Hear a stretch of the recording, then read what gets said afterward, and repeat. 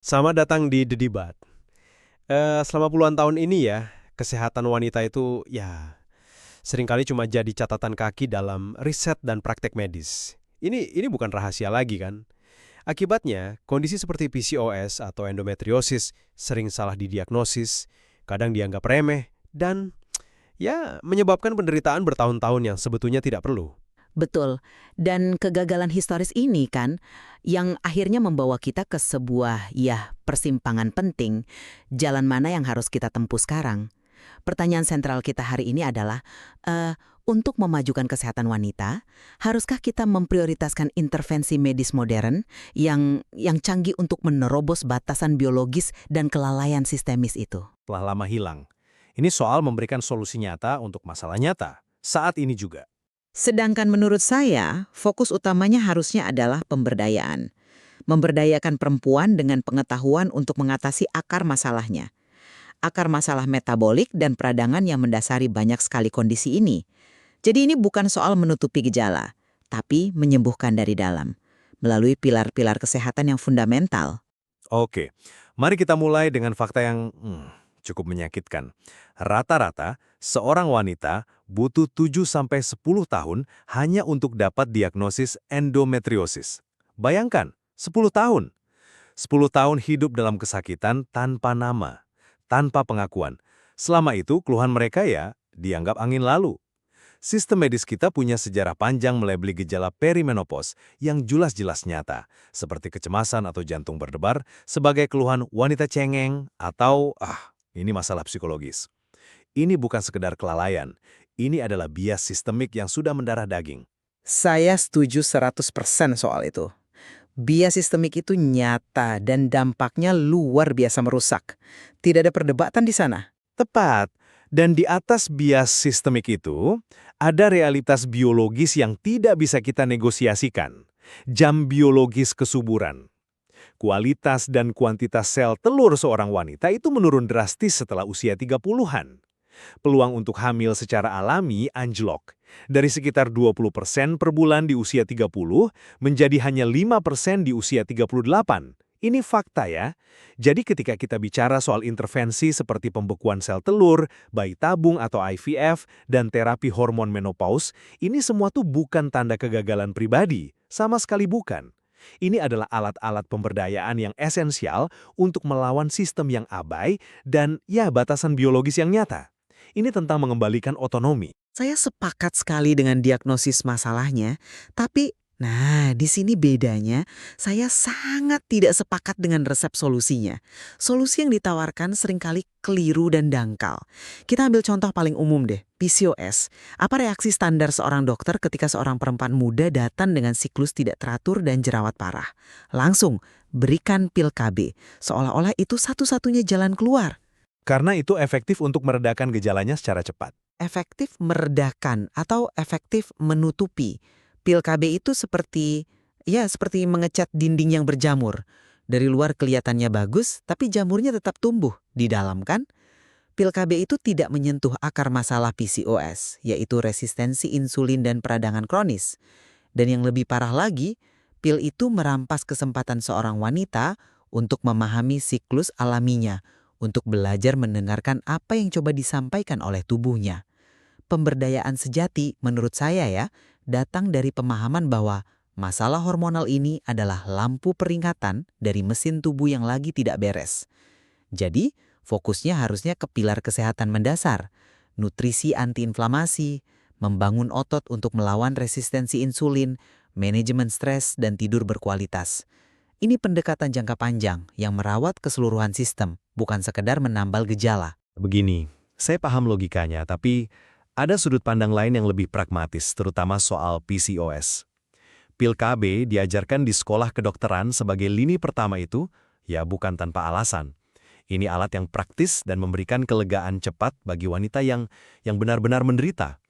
Coba bayangkan seorang gadis remaja dengan jerawat kistik yang menyakitkan di seluruh wajahnya, atau seorang wanita muda yang siklus haidnya tidak datang berbulan-bulan dan cemasnya luar biasa.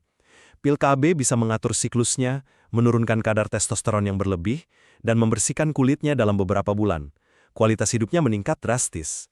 Kualitas hidup di permukaan mungkin, Tapi itu solusi palsu. Itu bukan solusi palsu, itu adalah jembatan. Di dalam sistem medis kita yang sekarang, di mana dokter cuma punya waktu 15 menit per pasien, ia tidak realistis mengharapkan mereka memberikan pembinaan gaya hidup yang mendalam. Jadi pil KB menjadi solusi andal yang memberikan kelegaan psikologis dan fisik, yang kemudian memberi ruang bagi pasien untuk mulai memikirkan perubahan gaya hidup. Kita tidak bisa meminta seseorang yang lagi kesakitan untuk menunggu berbulan-bulan sampai diet dan olahraga menunjukkan hasil. Mereka butuh pertolongan sekarang juga. Saya kurang setuju di situ. Gini loh, menyebut pil KB sebagai reaksi spontan itu sangat tepat. Karena itu adalah reaksi yang menurut saya ya gagal total mengatasi disfungsi metabolik yang jadi biang keladinya. Itu perbaikan jangka pendek yang justru bisa memperburuk masalah jangka panjang. Apa yang terjadi ketika wanita itu mau punya anak dan berhenti minum pil? Gejalanya kembali dengan dahsyat karena akar masalahnya tidak pernah disentuh. Fakta yang paling menyedihkan adalah banyak dokter dan ginekolog justru belajar tentang pentingnya peran nutrisi dalam PCOS dari sumber non-formal seperti katakanlah ruang obrolan online atau seminar di luar kurikulum wajib mereka. Ini menunjukkan betapa dalamnya lubang di pendidikan medis kita. Tapi itu bukan salah pilnya dong. Itu salah sistem pendidikannya, alatnya tetap berguna. Alatnya menciptakan ilusi kesehatan. Pendekatan yang benar-benar memberdayakan adalah yang fokus pada akar masalah. Mengelola resistensi insulin lewat diet yang padat serat dan protein, serta latihan kekuatan untuk membangun otot yang haus akan gula darah. Itu yang bisa secara signifikan mengurangi keparahan gejala dan memberi wanita kendali nyata atas kondisi mereka, bukan sekedar menekan tombol mute pada alarm tubuhnya. Baiklah, mari kita pindah ke isu kesuburan, di mana argumen tunggu gaya hidup membaik ini jadi lebih problematis. Menunda kehamilan itu realitas sosial dan ekonomi. Wanita mengejar pendidikan tinggi, membangun karir, mencari pasangan yang tepat. Ini bukan pilihan yang dibuat dengan enteng kan? Jadi, menyarankan seorang wanita di awal usia 30-an untuk mempertimbangkan pembekuan sel telur adalah nasihat yang sangat pragmatis. Itu bukan mengakui kegagalan, itu namanya menyimpan peluang di bank biologis untuk masa depan. Itu cerdas. Cerdas atau hanya fokus pada satu sisi dari persamaan? Maksudnya? Kita bicara soal sel telur wanita yang jumlah dan kualitasnya menurun. Itu sisi yang paling krusial. Dan soal IVF, teknologi ini sudah membantu kelahiran lebih dari 13 juta bayi di seluruh dunia. 13 juta. Itu adalah keajaiban medis yang mengubah hidup. Menyebutnya tidak alami atau meremehkannya berarti mengabaikan harapan dan penderitaan jutaan pasangan yang berjuang. Bagi banyak orang, ini satu-satunya jalan. Tentu, 13 juta itu angka yang fantastis, saya akui. Tapi berapa biaya finansial dan emosional untuk setiap keberhasilan itu? Dan berapa banyak yang gagal karena fondasi kesehatannya tidak dioptimalkan dulu? Anda berfokus pada teknologi untuk wanita, tapi bagaimana dengan fakta bahwa hampir 50% faktor infertilitas itu datang dari pihak pria? Ini yang sering sekali dilupakan. Faktor pria memang penting, tapi teknologi IVF bisa mengatasi banyak masalah sperma juga. Bisa, tapi seringkali itu seperti menggunakan meriam untuk membunuh nyamuk. Perubahan gaya hidup sederhana pada pria, misalnya berhenti merokok atau mengurangi konsumsi alkohol dan ganja, itu bisa meningkatkan kualitas sperma secara dramatis hanya dalam 90 hari. Ada 5 pilar kesuburan yang tidak bisa ditawar. Tidur, stres, olahraga, diet, dan paparan racun lingkungan. Ini berlaku untuk kedua pasangan. Mengoptimalkan faktor-faktor ini bukan hanya meningkatkan peluang kehamilan alami, tapi juga secara signifikan menaikkan tingkat keberhasilan IVF itu sendiri. Jadi sebelum kita lompat ke solusi teknologi yang mahal, invasif, dan menguras emosi, bukankah seharusnya mengoptimalkan kesehatan sistemik menjadi langkah pertama yang wajib? Saya tidak melihatnya sebagai pilihan sebelum dan sesudah. Keduanya bisa berjalan paralel. Pasangan bisa memperbaiki gaya hidup sambil memulai proses konsultasi IVF. Tapi argumen Anda menjadi jauh lebih lemah saat kita bicara tentang transisi menopause. Di sini, intervensi medis bukan lagi pilihan, tapi seringkali sebuah keharusan. Gejala perimenopause itu bukan sekedar hot flashes. Itu adalah kabut otak yang membuat Anda tidak bisa mengingat nama benda, kecemasan yang datang tiba-tiba, jantung berdebar yang membuat Anda mengira kena serangan jantung. Ini semua disebabkan oleh fluktuasi hormonal yang liar dan kacau. Saya tidak menyangka realitas gejala itu sama sekali. Bagus. Dan definisi medis usang yang mengharuskan wanita menunggu 1 tahun penuh tanpa menstruasi untuk bisa memulai terapi hormon itu sebuah kekejaman.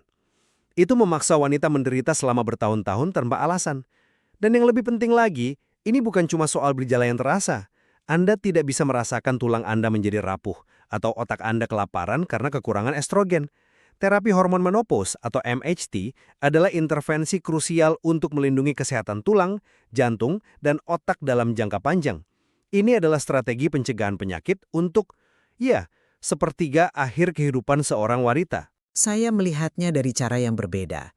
MHT memang alat yang kuat, saya tidak akan pernah menyangkal itu. Tapi itu hanya salah satu alat di dalam kotak perkakas, dan seringkali bukan yang paling penting. MHT tidak bisa dan tidak boleh menggantikan tugas utama kita, yaitu membangun apa yang saya sebut tubuh wanita tua yang tangguh. Tanpa komitmen pada latihan beban untuk melawan sarkopenia, proses alami di mana tubuh kita kehilangan massa otot seiring bertambahnya usia yang membuat kita rapuh tanpa nutrisi kaya protein untuk menopang otot itu dan tanpa manajemen stres yang efektif, terapi hormon saja tidak akan cukup. Tapi itu menempatkan beban yang sangat berat pada wanita yang sudah menderita. Anda menyuruh mereka olahraga angkat beban saat mereka bahkan tidak punya energi untuk bangun dari tempat tidur karena tidurnya terganggu? Justru ini pola yang sama seperti yang kita bahas pada PCOS. Kita langsung lompat ke solusi hormonal, MHT, tanpa membangun fondasi resiliensi tubuh terlebih dahulu. Prioritasnya harus dibalik. Bangun dulu fondasi tubuh yang kuat, di mana hormon tambahan dari MHT bisa bekerja secara optimal sebagai salah satu komponen pendukung. Kita tidak bisa hanya mengandalkan pil atau plester untuk menggantikan kerja keras membangun ketangguhan tubuh dari dalam. Fondasi harus dilapakkan pertama kali, atau setidaknya bersamaan. MHT pada tubuh yang lemah dan meradang tidak akan seefektif MHT pada tubuh yang kuat dan resilient. Mengingat sejarah panjang pengabaian dan peremehan terhadap kesehatan wanita, menurut saya kita punya kewajiban moral untuk secara tegas menggunakan semua alat medis canggih yang kita miliki. Mulai dari IVF hingga MHC, teknologi ini mengembalikan pilihan, kualitas hidup, dan otonomi yang telah lama direnggut oleh sistem dan biologi. Intervensi ini bukanlah jalan pintas, melainkan respons yang perlu dan memperdayakan. Ini adalah tentang memberikan solusi nyata untuk masalah yang sangat nyata di sini dan saat ini. Dan menurut saya, jalan yang paling memberdayakan dalam jangka panjang adalah membekali wanita dengan pengetahuan untuk memahami dan mengatasi akar penyebab kondisi mereka. Dengan berfokus pada pilar kesehatan mendasar, nutrisi, gerakan, tidur, dan manajemen stres, kita tidak hanya meredakan gejala, kita merawat keseluruhan sistem. Kita memadamkan api peradangan kronis dan membangun tubuh yang benar-benar tangguh untuk menghadapi tantangan di setiap tahap kehidupan. Intervensi medis punya tempatnya tentu saja, tapi harus berfungsi untuk mendukung bukan menggantikan fondasi kesehatan yang kokoh ini. Iya, pada akhirnya, jelas sekali ya dari diskusi kita ini, kedua perspektif sama-sama menyoroti satu kebutuhan yang krusial, pemberdayaan perempuan melalui pengetahuan dan pilihan. Perdebatannya bukan tentang pendekatan mana yang absolut benar atau salah. Tepat sekali. Ini lebih kepada pertanyaan tentang prioritas kan, di mana seharusnya fokus utama dan sumber daya kita ditempatkan.